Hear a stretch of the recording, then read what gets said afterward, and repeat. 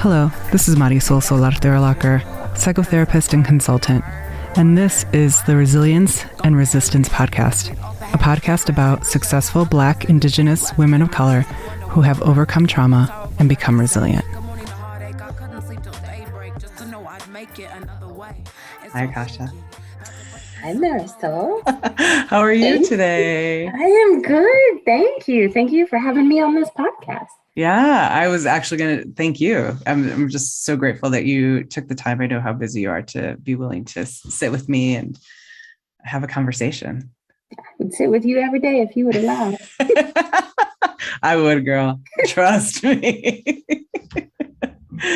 Yeah, so I would love for you to introduce yourself. Just tell us who you are, how you identify, what you do, and anything that would be important for our listeners to know. Yeah, well, thank you. So it's interesting because I had a discussion this morning, and one of the things that someone said is when you ask people who they are, they always talk about and how they identify. They always talk about, well, I'm a president, I'm a CEO. It's all about their work. So I thought I would tell you a little bit about myself that was different than that. So I would say, for me, identity is a complicated one because I identify as so many things: a Black woman, a friend, a boss, a colleague, a partner, a finance professional, a dreamer, and also a human that has the capacity to achieve greatness and then also make monumental mistakes. And so it's one of those things where, I mean, I am the president of a firm and I truly enjoy that. And my clients are nonprofit organizations. We provide investment advice and strategic consulting to endowments, foundations, and people. But on top of that, there are so many other things. And so that's how I would identify and who I am. I love that. You're so right. I think that I've been challenged with that too, in terms of my thinking, how I identify and how I show up in the world and what I believe people want to know or understand about me. Mm-hmm. And I've been really trying to think about how I show up in those ways. So I really appreciate you challenging that. I think a lot of times I feel most confident or most, I think competent is probably the right word, showing up as my therapist self. Yes. And so I love bringing that forward, but I've been trying to step away from that and think about who I am in a broader sense and how do I show up in those ways as opposed to what feels most comfortable or what feels like that's really what people want to know or understand about me. Funny story, when so I was raised by grandparents, and, most of my life when I was growing up, it was like, I want to be this. Nope, you won't make any money. Okay, I want to be this. Nope, you won't make any money. And so finally I decided to go into finance, and we can talk a little bit more about that. But I remember when I left JP Morgan, I was a vice president, and my grandparents and my aunts, they were so excited to say I was the vice president of JP Morgan. And then I said, well, I'm going to a hedge fund. I'll get paid more. And they said, okay, well, what's your title? Analyst. And they're like, well, no, that's not, no. And I said, but I'm learning more, getting paid more, but your title, it's just not appropriate. So I had an aunt that literally lied. She would tell people that I was a vice president, I was a managing director. She made up a title, and that was because I wasn't anything unless I had that title. Yeah, that's so interesting, right? I think that I've thought about that too. How complicated our identities or our professional identities are in our communities and our families. I think that there's both and, like, do people really, my family's going to kill me for saying this. My husband today, I was doing a presentation to a group and I was talking about my family and my parents and the meaning of that for me, like their work ethic and, how they inspired me and, how all the things that they've brought to my life. And so when I told my husband I was talking about my family, and he said, were you talking about how they're trying to understand what you actually do? After almost 20 years, they're like, well, she's a therapist. I don't know what that is. Well, she does. Yes. She lives in Denver. But yeah, but I also think, and I'm curious if you had this experience, I also think for me, what was complicated is thinking about the perception that my community would have of me after I got my master's degree, having been in school, what people would say was forever. But I struggled with that a lot. What would people think, or how would they relate to me? Yeah, it's interesting you say that. There are so many, I think, worlds that we live in. So live in a world of, again, raised by my grandparents, very focused on education. I got an undergrad and my grandfather was like, okay, so you're not done. You have to go get a graduate degree. And then you think about even my aunts who have a graduate degree. I went on to leave New York, where they never left New York. So you're even being more adventurous than other people. And then you live in sort of, I'm a Black woman, so I live in white neighborhoods. And what does that say about me? And I don't relate anymore. And it's almost as if to be successful, you have to leave certain worlds. Yeah. And then try to figure out how to relate to the worlds that you lived in. And even if you want to, and I would say I spent a long time, I'm ashamed to some extent of this, I never sought out in the financial community, and I've said this before, people of color, particularly Black people, because I've always felt that more than one of us and people were scared. And so it was always as if you had to strive to be different than you were so that you could succeed. And if you were with someone who looked like you and acted like you weren't striving to be different than you were. You know what I mean? And so it's just hard because you spend time in many different worlds. You strive, even as a woman, you strive to not act like a woman, right? Not be too emotional, not get too aggressive, just have an even keel. There's a lot. Yeah, that's such an important point. I mean, I think that I think this idea of how we share space with other women of color or other people who share identity in white spaces and what that means and how to navigate that. And I think that there is this way that we have to reorient ourselves or start to think about what that means, or it's a very tricky space to navigate. And I think primarily because the way that we've had to think about ourselves and the way that we've had to kind of construct our identities is so based in whiteness.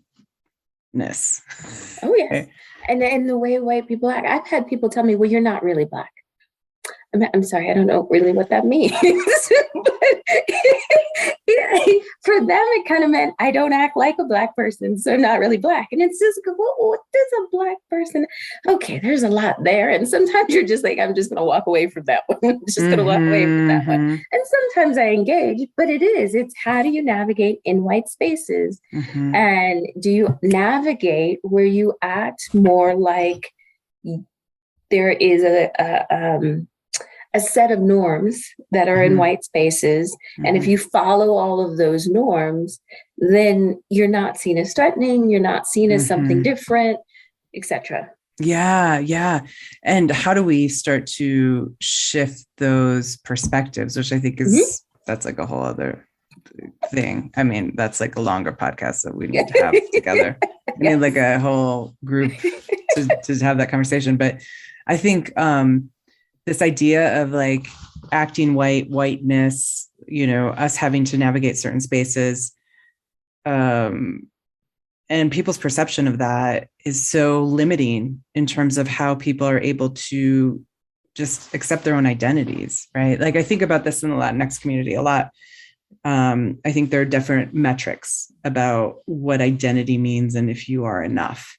Yes. And, I think one of those metrics can be language, right? If you speak Spanish or you don't speak Spanish. It can be, generationally, right? Like, are you first generation, second generation? How many generations are you removed? And I think that is such a tricky thing because who is evaluating enoughness, right? Other than whiteness, right? Like that's the gauge. And however we define that or however we view that. And so I think that it becomes a way that it's almost a tool to move us away from being able to accept the complexity of our identities. Yes. And the complexity is I would say that's most amazing, because being a person of color, Black, Latinx, Indian, etc., there's so much complexity to our different cultures that there's no one way to say, this is what a Black person is, this is what a Latinx person is, this is what an Indian person. Like we're all different. And that's what makes us all beautiful. Same with white people. They're all different, right? Which makes them all beautiful. It's just when I moved to Denver, the thing that I found most interesting was the word Latinx and Hispanic. And I was like, well, what do you mean? Why don't you call them Mexican or Colombian? Or because I grew up on the East Coast, and so you identified people from where they came from. Right. When somebody said Indians were Asian, I was like, I mean, I guess they're I get it, but why don't you just call them? Okay. But we have this thing where we want to lump people into a box so that we know how to relate to them. Okay, I have lumped you in this box. I know how and we all do it because I do it. I'm sure you do it sometimes out of bias, but it just makes this easier for us because if we have to do all the work to learn who you are, that just takes too much work for most of us. So we want to lump us in a box and say, okay, this is my white person. This is how I do this. This is my black person. This is how I do this. Right. Exactly. Yeah. I think that limitation is what continues to perpetuate the problem, right? Like that fitting in this, however identity is defined, then doesn't allow for a more nuanced understanding of us as humans. Right. And, I think part of what's been important for me, I think, as I think about my vision of the work that I do in this world is that, BIPOC identified women can be able to step into their humanity more and more, that you don't have to fit in the box. You don't have to continue to perpetuate this idea that I have to be this way, or I have to present this way, or I have to continue to follow whatever the prescripted rules are in order to be acceptable or to be successful or to continue to move up in the ranks. That the more that we can accept our own humanity, that allows us to just be. And I think that breaks down these constrictions or these prescriptive things that we believe we have to do. And what gives me hope and my vision, similarly, is that we're having these conversations, right? But I'm also seeing, like, even in my world, I'm in the financial services world, there has been a lot of light shed on the lack of people of color in the financial services world. And so what we have started to see is more training programs. There were some, that's how I ended up in the financial services world, but there are more. We're starting to see more acceptance, even from myself, to say, okay, so who do I know and what tables am I at and who can I bring to those tables?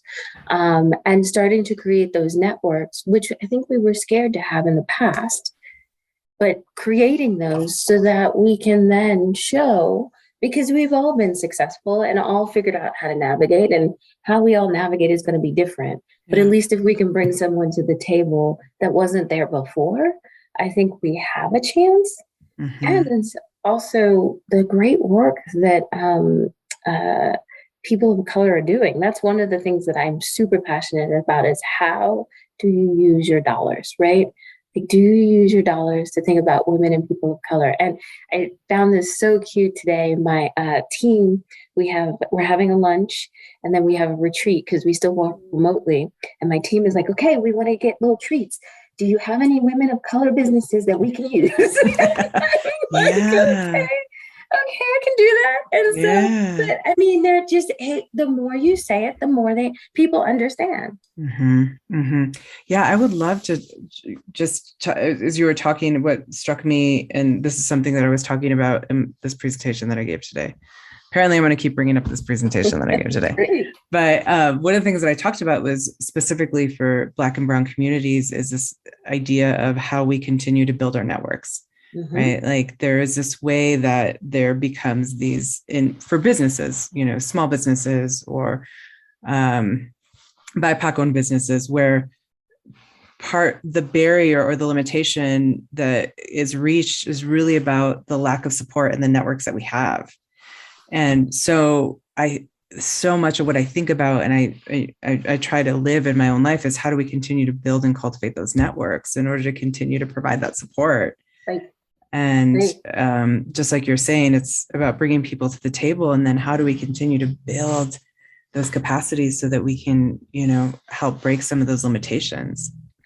Yeah, I think one of the things that I've seen a lot of is part of what keeps us, or that barrier, is not having those networks, that social connections. But even as you think about it, if your parents weren't able to tell you about, okay, so you should always, the minute you start working, you should always contribute to your 401k. You should always max it out. The minute, this is how you get a business loan. This is how you prepare your finances. This is how you do your personal finance.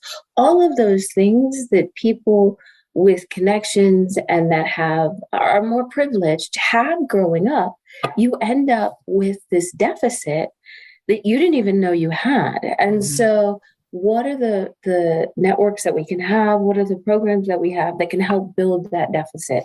So when I was in college, I went through this program, Sponsors for Educational Opportunity, and it put underserved individuals on Wall Street.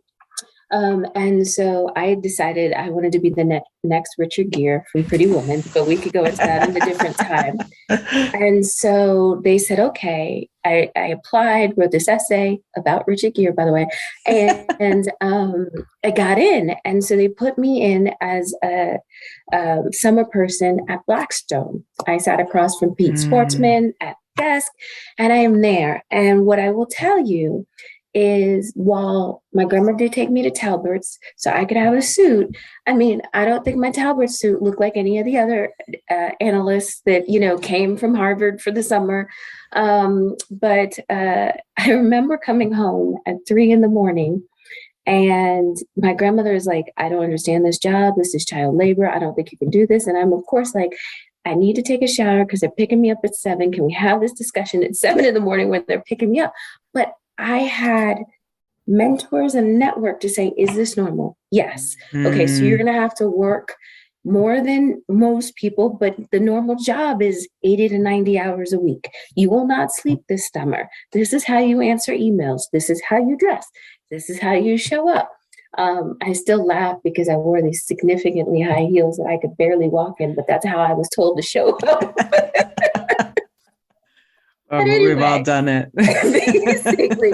But without that support and those networks to tell me, okay, this is how you be successful for the summer, so that you can then decide this is what you want to do, not want to do, but you at least have the opportunity to be asked back.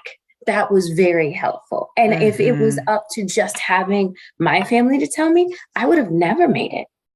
Because they had no experience being in investment banking. We knew no one who was an investment banker. So educated, we just didn't have those networks. Exactly. And I think that idea of cultivating network and understanding and being able to be in spaces where people can tell you that is normal, right? Because I think that becomes an internal barrier in trying to, aspire to do whatever it is that you want to do personally, professionally, is that when you don't know and that experience is not normalized, then it can become a barrier because we think that we're the only ones, or this isn't the way it should be, or, I don't really know what to do. And so I'm not going to continue to move forward.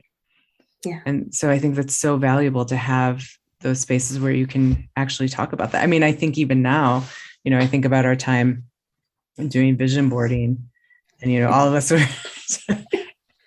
I'm trying to get to that 8 million. $8 million. Is it 8? Is it 8 or 8.5? Okay. I said 8.5 once. Okay.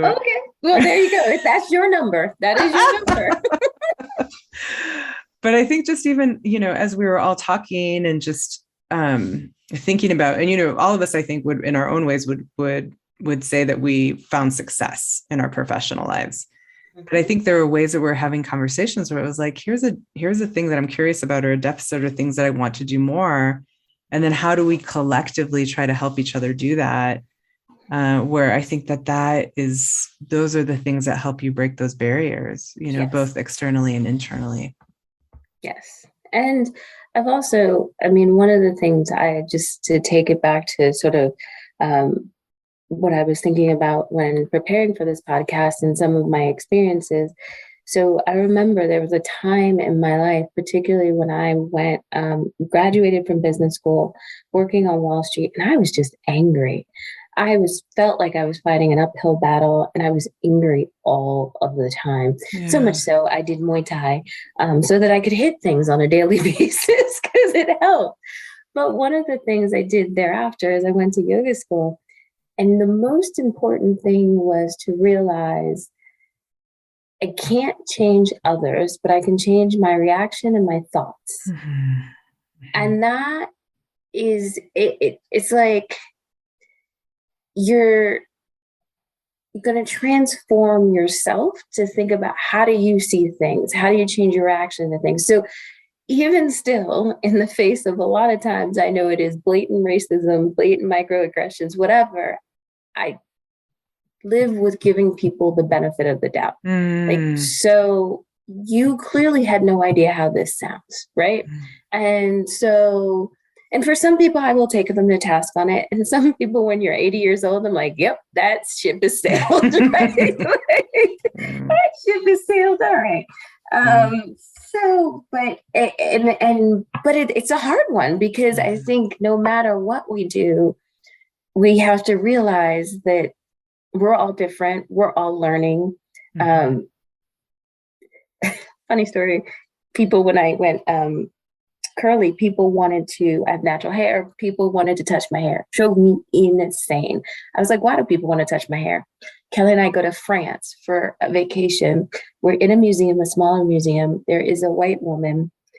She has red hair, freckles, and her hair looks just like mine. And I start walking up behind her, and I'm lifting my hand, and my husband looks at me like, what are you doing? I was like, I just want to touch it and see if it's like mine. It looks just like mine, but I want to, he's like, you cannot touch her hair. And I was like, oh, so is this why people want to touch they're curious. Huh. All right. And so it was an eye-opening experience for me, because I so wanted to touch her hair. I did not. That's so funny. Yeah, it's interesting, because I think I have a similar experience sometimes with my name. And it's a battle that have fought on and off, right? Like the pronunciation of my name. And I'll tell a story about that as well later. But sometimes when people have names that feel difficult for me to pronounce, and then I start to feel that anxiety and shame that comes with that, then I can have more perspective. And I understand that that people have a similar experience, right? I think that some people can be very flippant. And the story that I was going to tell is that, sometimes what will happen, and this happened to me recently, is I'll be on the phone with someone and I'll tell them my name. And then they'll be like, what are you talking about? And then they'll say, oh, you meant this. Like, I have no idea how to pronounce my actual name. And there are some people who are flippant, but like, to your point, I think that, I think sometimes I have the perspective of like, it can get tiresome. Right. And like, for me to be in that position to be like, no, this is how you say my name. No, you can't say my name that way. But to understand that, being on the other side of it, that it can evoke a lot of intense feelings of, I don't want to mess this up. I feel uncomfortable. I don't know what that is, but, people are and also people just like refuse to say my name right. Yes, because they don't want to be bothered. Yes. Well, at least people don't tell you, do you know what your name means? So my name is Indian. And do you know how many Indian people be like, so do you know what your name is? Nope. Had this name for 47 years. Never once curious. No, please tell me. Yeah, I would love to hear more, because, I know you've said a couple of times that you were raised by your grandparents. And so, yes. Yeah. So I, Very interesting story. So my mother was a traveler. She loved to travel. Was a degree shy of a PhD in linguistics. And right before she got her PhD, she decided she no longer wanted to live in America. And so went to France for a while, Suriname, and then Africa. So she spoke French, Swahili, Dutch, and Dutch. And so met my father in Africa. She lived on a commune. My father was there with one of his other wives.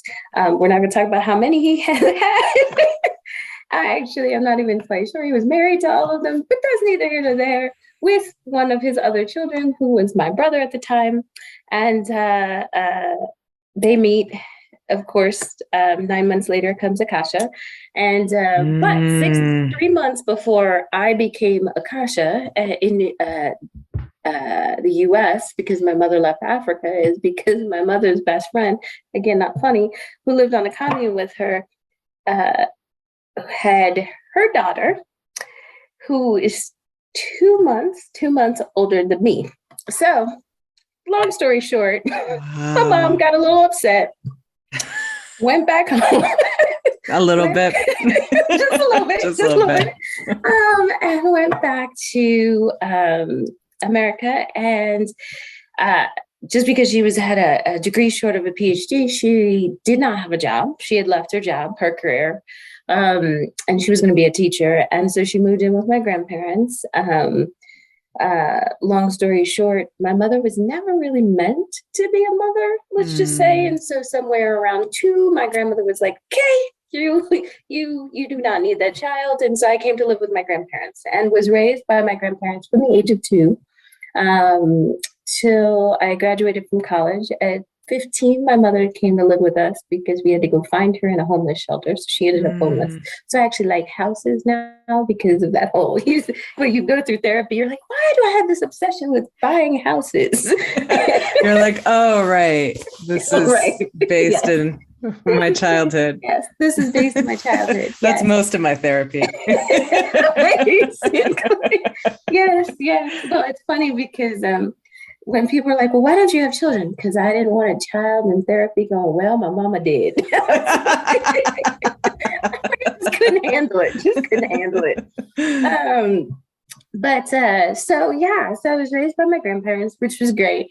But I joke because my grandparents significantly loved me. But I would say it was when you are, and I don't know, I've never actually talked to anyone who was raised by grandparents about this, but when you think about it, when you go to school, they're always like parents, and I'm like, or guardian. And my grandparents were neither. Yeah. And so I'd always like raise my hand, and they're like, yes, Akasha, you can have your grandparents sign. And this was before, in the 70s, people were not very strict about random children living with other people who were not legally allowed to have them.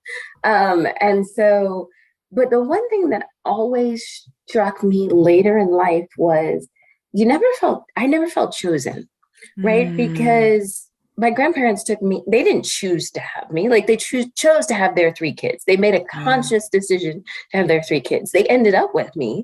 They loved me, but you never felt like it wasn't really your home. It was the home that you were in because your grandparents were in, right? Like, and my aunts were my sisters, but they were my aunts, but they were sisters.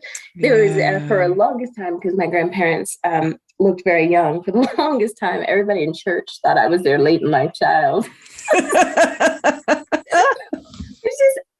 It's not it was out of the realm of possibility for my grandmother for the age, but my youngest aunt was 19 years older than me. So had she started earlier, it is possible. I was like, people, can you do that? But yeah, for the longest time, they thought I was the late in life child. But yeah, it was, you just end up in a weird dynamic. And so much so that you have outdated parents, right? Like, so I couldn't go out with my girlfriends to the mall at 15, but I could go on dates. Because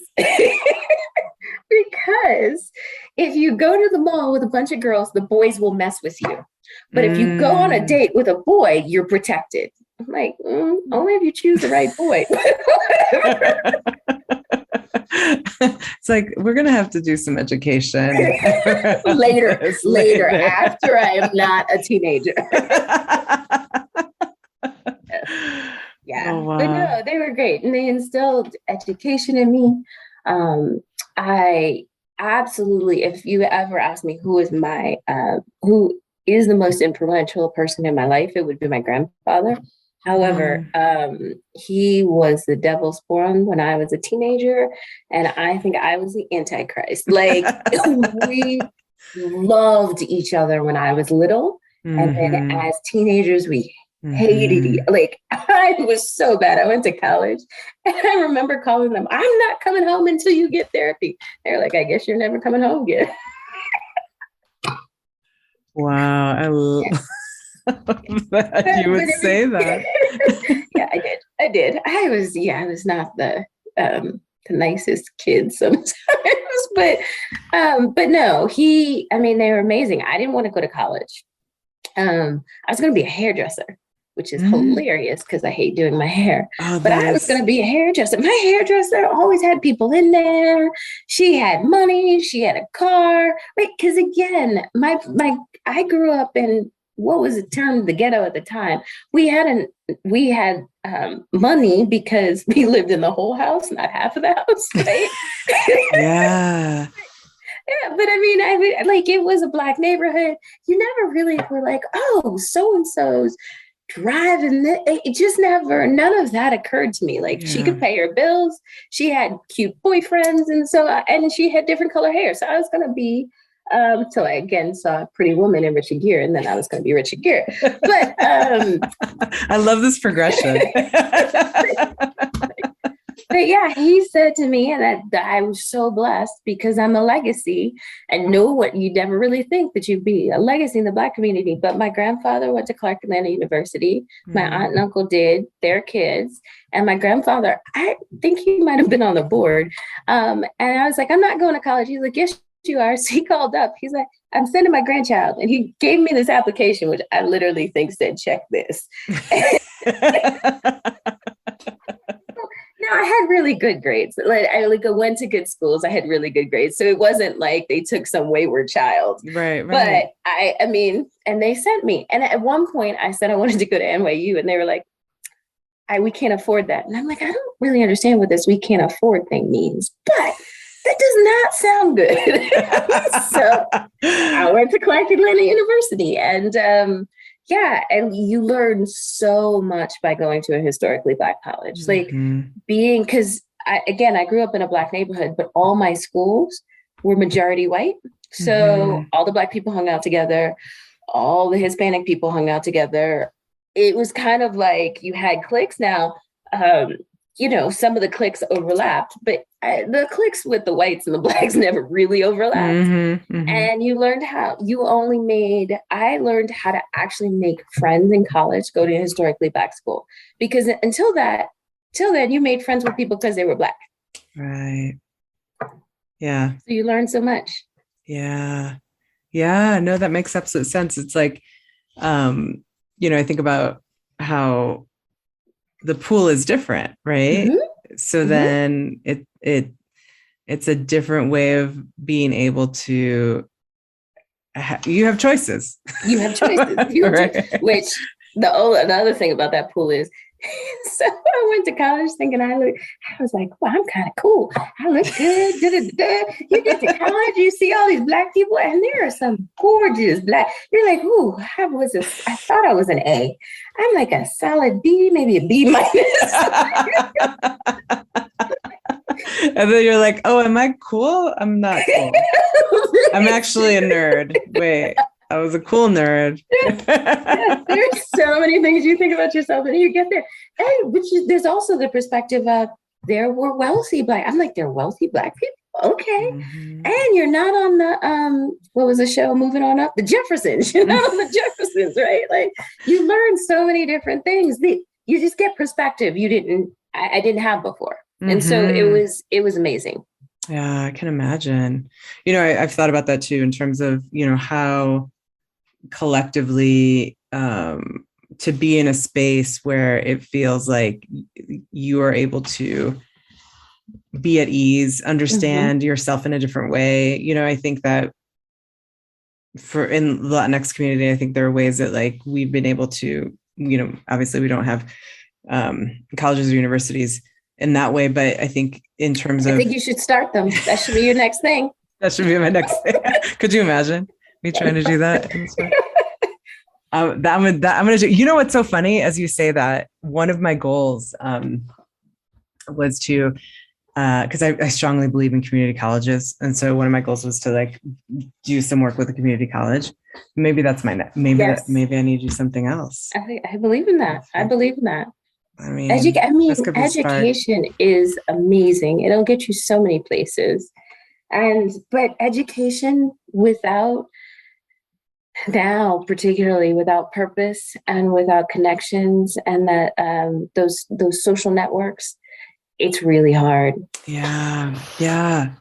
I think, you know, and so much of like you're saying is that those networks are built more often than not, right? If you don't have access to that within your family of origin, then those connections are built in college or in higher education or and you know, how we start to really utilize that and what that means and how we start to like help younger people attune to that is important. Yes. I know you just sparked something in me. I'm glad. So after that, when you, after college, did you go back to be with your family, or what was the progression? So after college, I was born and raised in New York, went to college in Atlanta, summered, as I mentioned, in Blackstone, and I was in MA for the summer, which again was my dream.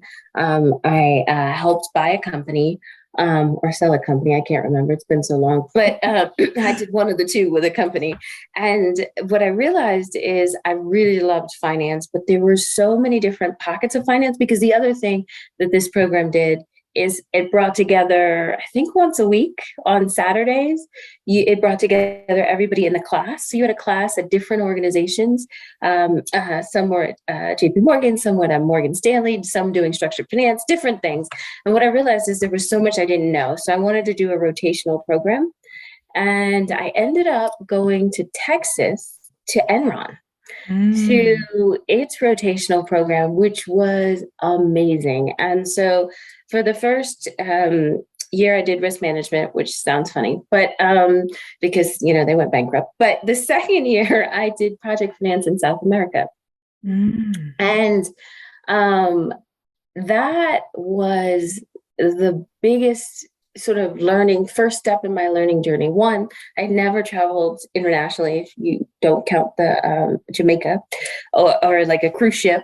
And so just even learning what it was like to be in a different country, you know, you land there, what their airports look like. My first trip was to Venezuela, and it was right around the time of Chavez. And there were, you know, in front of banks, there were military with machine guns. And you're like, wait, what? What's going on? And again, I did not have that global perspective. So my biggest first initial challenge was I was in Brazil, and we had just bought a water company. And the greatest thing about Enron is they were willing to allow people to shine, like to take initiative, to grow, to shine. And so we just bought this water company, and we needed to integrate it into our water business. So the CFO of the water business looks at me and she's like, you were on the deal, right? And I said, yeah. She's like, go down to Brazil and help integrate this water company. I was like, by myself? Yes. Oh, okay. And so I had to go to Brazil to this water company that was owned by I don't know, the gentleman must have been 50 something. I was 22 at the time, 23 maybe. And I had to tell a 50-year-old Brazilian man how he needed to change his company so it would integrate into our company. Now, I'm sure you're familiar with Brazilian culture and South American culture, and I'm a Black woman, right? So, and so it was the first experience for me, and very eye-opening of how you act as a woman and as a woman of color when you need to get a male authority figure to do what it is you want them to do. And it was the first time I realized it's really hard sometimes to be authentic, because you can't just say, hey, so here's what I need you to do. Can you just do this? What you had to do was really say, okay, so how am I going to tell this person what he needs to do and make him think it's his idea? Right? So you essentially have to manipulate the entire conversation and do so in a very docile way so that they think it's their idea and you accomplish your goals. And so I learned how to do that, which was very helpful in my career. But what it wasn't helpful for is, so I went from there to back to business school, back to JP Morgan, where that skill was very helpful. But then I moved to a hedge fund where I got accused of not really asserting myself. And so I had spent a lot of time, trying to figure out, okay, so I'm going to tell you my idea, and then I'm going to let it marinate, and you're going to take it and you're going to run with it. And maybe you might give me credit and maybe you won't, but it'll be great because everything will be better. Well, that's not how a hedge fund works, right? Like, it has to be your idea and they have to take it and they have to put it on. So I remember my first review. We go to get paid, it's bonus time, and I don't get paid as much as my colleague. And I'm like, well, why not? Well, because, no one took your trades. And I was like, but I came up with the same amount of ideas. I did well, but nobody put them on, so the desk didn't make any money. And so I remember specifically saying, I said, okay, so when I tell people about trades, like, what would make them listen to me more? Would you like it if I stood up in the middle of the trading desk naked with my idea, like holding up cards? Like, what exactly do I need to do so that people take my ideas? And they were like, no, nothing that rash or whatever. So what I ended up doing, it was kind of ridiculous, but what I would do is I would suggest my trade idea. And if somebody didn't put it on, I would watch it. Like, I would say, okay, short this company, go long this company. And I would watch the trade. And then maybe a week later, if the trade was making money and they weren't in it, I'd be like, so-and-so, I guess you didn't want to make any money this week, because if you were in this trade, you would have made X amount. And I would start heckling people. And so all of a sudden they started to put on my trades, but I had to prove myself. Just because I gave them the trade. It was so interesting. I was given the opportunity. They hired me, but just because the words came out of my mouth that these are a good idea was not enough for them to take it. And so it was just an interesting dynamic of what are the different ways you have to advocate for yourself, assert yourself, not be threatening, but also be seen as confident and taken seriously. That's so interesting. I mean, I think that our ability to communicate or feel like we can nuance our communication is something that I've been thinking about a lot in terms of how I am able to communicate more effectively. But I think that you being able to, I imagine, and again, maybe this is part of knowing you, that like part of the way that you were able to orient some of that space is just how attuned you were to what was happening around you, right? Like your capacity to just like understand and attune to that, to people, and to like observe and just to try things out is probably a strength that you have. Well, it's interesting you say that. I talk about this with my CEO all the time. I am a very observant person. I'm kind of trying to take in everybody's energy while I'm with them and figure out, where do you interject, where do you not? But I know your podcast is about resilience, and some of that I think is because of past trauma. You spend a lot of your life going, okay, so what's going to happen next? And how do I control my situation? Well, you control your situation by knowing what your situation is and observing what's going on. And so you're almost never really blindsided, because you're like, okay, I know this person seems very angry today and could blow up, so I'm gonna stand over here, right? Or all of those things that you learn as a child to Yeah. just take in. It does behoove you in life, but some of it is like, oh, but do you ever just not like, yeah, it's just an interesting Yeah. dynamic. That's such a great, great point. And that's something that, we talk about on this podcast a lot, is how our childhood adaptations, so the ways that we had to survive or adapt to our childhoods, became adaptive professionally Mm-hmm. or educationally, right? In some ways, Right. like perfectionism, high achievement, being able to adapt to different environments, or like being hyper vigilant about like, I can figure out what's going to happen next based on what's happening in this room, were Yes. all ways that we survived. Mm-hmm. Right. But I think to your point, what you're saying is that, but then when are we able to just rest and Right. not have to be hyper vigilant, Right. not have to be anticipating what the next move is, or having to adapt to people's energies in order to make sure that things are okay. Yeah. I mean, we talked about this at the our retreat that we had, but and my husband won't be mad at this, but for a while I had one foot out of the door, because Mm-hmm. at least if I have that foot out, if he leaves me, I already had a foot out of the door, right? And so it's like, how do you create the space where you recognize that, things will happen, someone will leave, I firmly believe that everybody comes into your life for a reason and a season, and does not need to be there forever. But it's almost like, even though I firmly believe that, it's like you want to be mentally prepared. So you're almost holding yourself to the, okay, so what's going to happen next? And how do I predict this? And how do I predict that? And how do you just let go and enjoy the moment and enjoy life? Mm-hmm. Yeah. And I think that's such a difficult thing, for those of us who have experienced childhood trauma.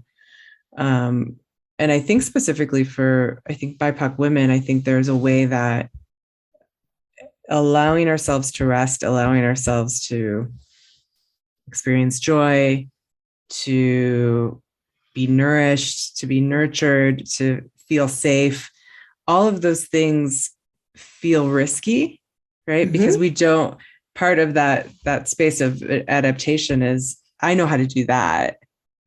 I don't really know how to do the other thing. Yes. So I'm going to stay over here. Mm-hmm. And, I think we get a lot of messages. We receive the messages that we have to continue to work hard, and we have to continue to grind, and we have to continue to move ourselves forward. And, we have to work harder and be better and do all the things. But our ability to be able to just be is so diminished in that. We don't give awards for that. I mean, think about, I am so thankful for all the awards I have. And I'm so thankful for all the communities. But think about it. It's top business women. It's what have you done for the community? It's never like, hey, so you have spent the last 3 months reading good books and sitting on the beach. Let me give you an award for that. Exactly. Like, you don't get awards for that. You don't. And people, I think what becomes difficult is that can become cyclical, right? Like mm-hmm. the more success that we get, the more that we have to keep getting to or grinding to the next level.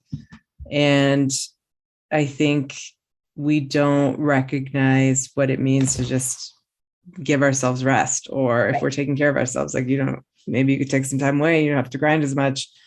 Let's do more of that. And encourage. Enough? Yeah. I mean, you and I were joking about that, right? Is it $8 million, $8.5 million, $2 million? Who knows? And it's different for everyone. Mm-hmm. But how do you even think about that? Is president enough? Is CEO enough? Right. Is how? Because you're never really, I wasn't taught that way. I was taught, keep striving, keep working hard, keep moving forward, and be a productive member of society, and recognize community in that. But I was never, and you do that until you retire. That's it. Absolutely. That's it. But I was never really taught, okay, so let's think about, you've hit that number. Great. So maybe now you do something different. Right. Or your cup is not fulfilled. So what is going to fulfill your cup? Yeah, I was just, and I've been really trying to be intentional about this. in my life now is thinking about the things that bring me joy, not the things that I typically do, right? Like they're all the things that, people are like, what do you like to do? I like to eat good food. I like to be with my friends. I like to, all the things. But it's like, okay, well, what if I stepped out of that box and really think about like, what would bring me joy? What could I try to like get curious about that might cultivate joy in my life that I've never thought about before? Yes. And so, but we don't really give ourselves that opportunity, right? Because we think like, just to your point, I think that I thought this for many years, is like, I grind until I can't go anymore and then go on vacation. Because now I can afford my vacation. And then I come home and then I'm like, I'm refreshed. Let me get back to the grind. And I keep on repeat, right? Yes. And a day later, you're super mad because you didn't answer any emails. And if you had just answered emails for a day, you might not have all these emails. Right. Yeah. That used to, my husband's like, girl, please, you got to stop. But I think part of that is, how do we start to think about, we have the opportunity, or, part of our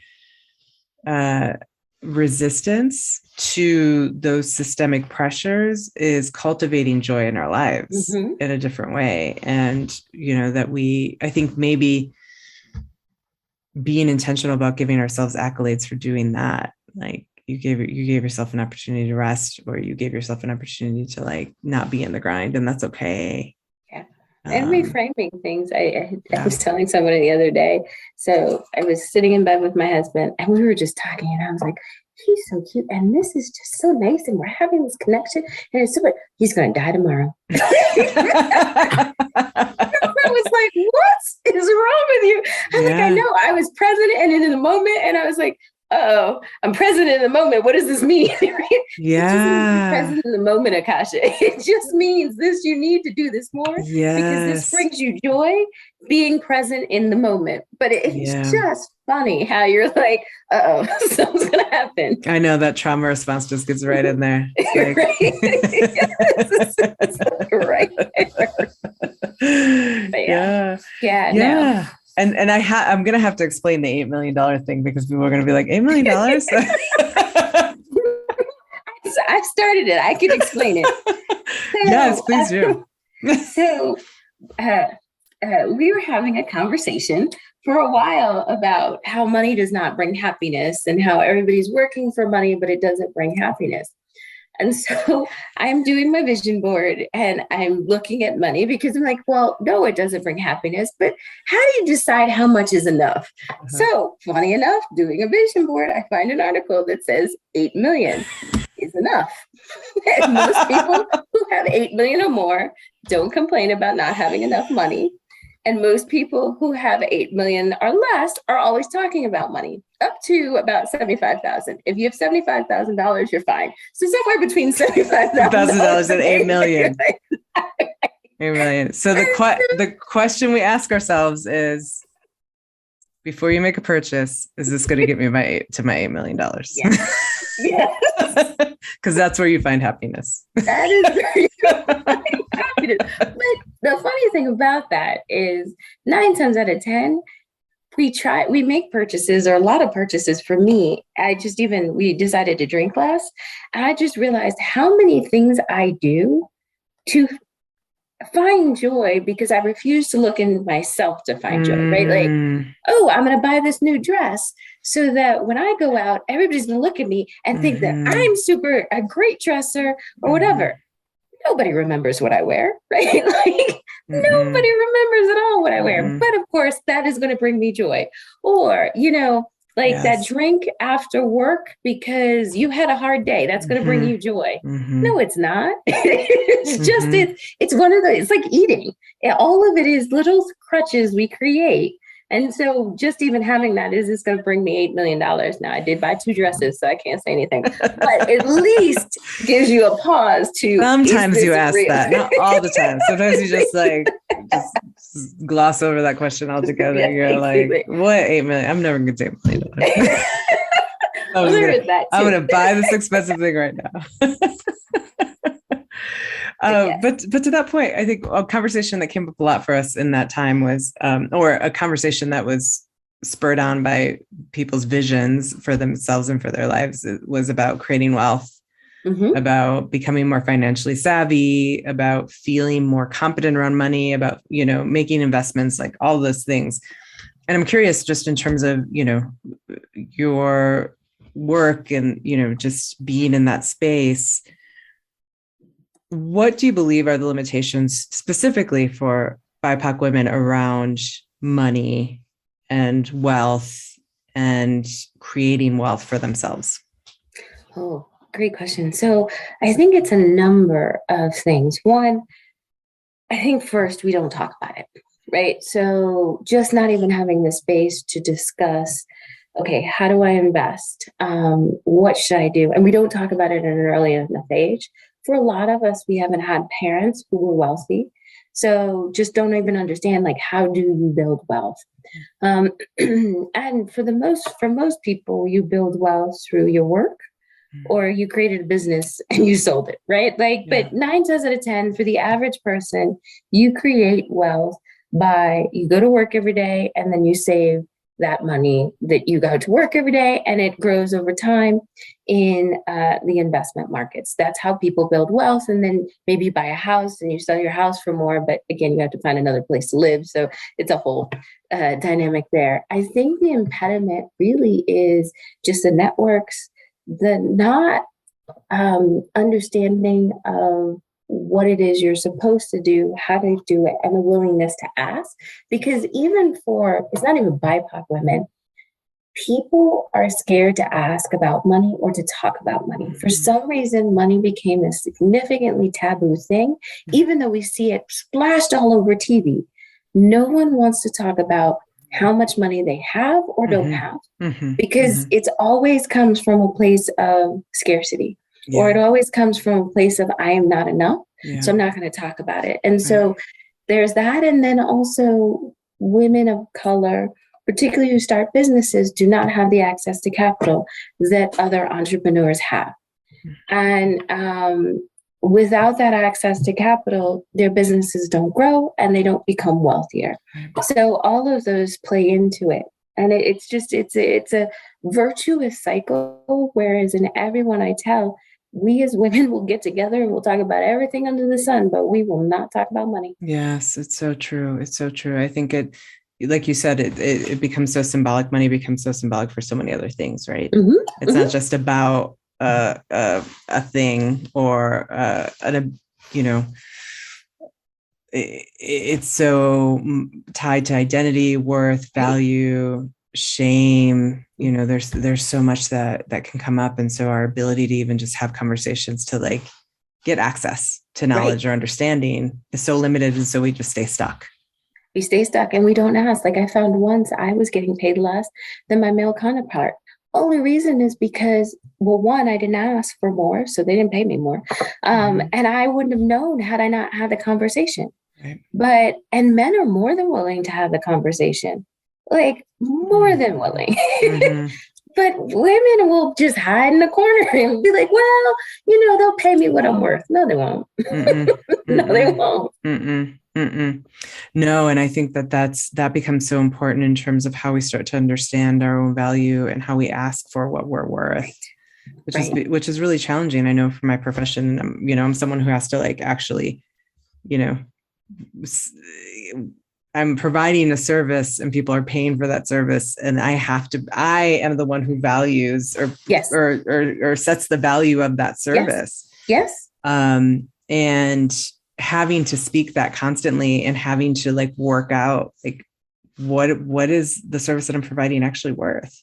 Yes. Am I willing to speak that, say it, and own it? And I think that has provided a lot of opportunity for me to really grow into that and step into that, but it has not been easy, and I think I was going to say, that is amazing, because I will tell you, even we provide a service and but it's always interesting how personally you take it when somebody negotiates. You're like, wait, what? And then you're like, well, maybe I'm not worth that. Okay, I'm not worth that. and it's really like, no, you are worth that. And this is my value, and either you take it or you leave it. But but also not taking it personally because somebody else people don't want to pay for something they don't have to pay for. So if you don't hold your ground, right? Like, so it's just an interesting dynamic, but it is funny how the other person on the other side is like, maybe I'm not worth that. No, right. you are. You are. But it is well within their rights to see if they can get a deal too, right? Yes, yeah. And that like their ability or a person's willingness to pay or not pay for your services has nothing to do with your value. Right. And that can be really difficult not to take personally, especially if you're providing, the service. The service, yeah. So you spoke to this a little bit earlier, but since this podcast is about successful BIPOC women who are overcoming trauma and becoming resilient, I would love to know from you what resilience means to you. Oh, it's funny. I would say resilience means to me is to really think about life is a journey, and that you're always going to have difficulties along the way. You're always going to have long-term goals, which they are going to be like great goals for perfection. But I love this quote from Iyengar, which says, let the long-term goal be to reach perfection, but be content with a little progress every day. Yeah. And I think, to me, that is something I'm always thinking about. Like, life is a journey, and we're going to make, as I mentioned, monumental mistakes. And to recognize that is progress, even in and of itself. Like, if you learn from them, that's a progress, but you will have a little progress every day. And in so many things, whether it is your work, whether it is how you're showing up in the community, how you're making change with regards to how we think about BIPOC women in the community, that is gonna be little progress every day. Yeah. I love that. I think that it is so important to think about. It's so difficult to think about the little things that happen in our day to day that help us move forward, right? And so many of us who think we're not making progress, are making progress, right? Like, you show up every day, you do something for yourself, like getting out of bed sometimes is like, I'm making progress. Like, things are hard and I'm continuing to take a step forward. And that is so valuable. And that continues to build our capacity to do what we want to do, to build our resilience. Agreed. I mean, there are days where I'm like, whew, another day. Like, really, we're going to do this again. Okay. But and I am super amazed that I got up to do it. And that was progress for that day, as you said. Yes, exactly. Yeah. And looking at that progress is valuable. That is valuable. People always think, I just did this thing and it doesn't matter. And it's not worth it. It's not because I haven't done the thing, whatever it is that you project to the future. And it all has value. It all has value. We all have value. And and just as, again, when we figure out, I think my long-term goal is to figure out how to be enough. So I'm making progress to that every day. I love that. Oh, thank you so much. I could talk to you all day. Talk all night. Oh my God. Now, is that your office or is that? It is. It's very cool. Yeah. Where is your office? This is my home office. Oh, cool. Okay. Do you see people in your home? I don't. I see people virtually from my home. Okay. So for those of you who obviously can't see my color coordinated bookshelf, which is lovely. This is what people get to see every day. There's yellows. Yes. But I do have an office right now where I see clients, but this is where I get to do this virtual thing. That's awesome. Yeah. That's awesome. Are we blessed that we can do a virtual thing? Oh my gosh. You have no idea. No idea. I mean, the trauma that people have been living these last 2 years, they are blessed to have you. Oh, thank you so much. And thank you again for being part of this podcast. I appreciate you. Thank you for having me. Hey, it's Marisol. Thank you so much for listening to this episode. Really quick, I wanted to let you know that we have partnered with US Bank, on their mission to power human potential through their Community Possible grant program. This program is dedicated to supporting communities like this one while addressing racial and economic inequities. This could be a great opportunity for you, so click the link in this episode description, learn more, and apply.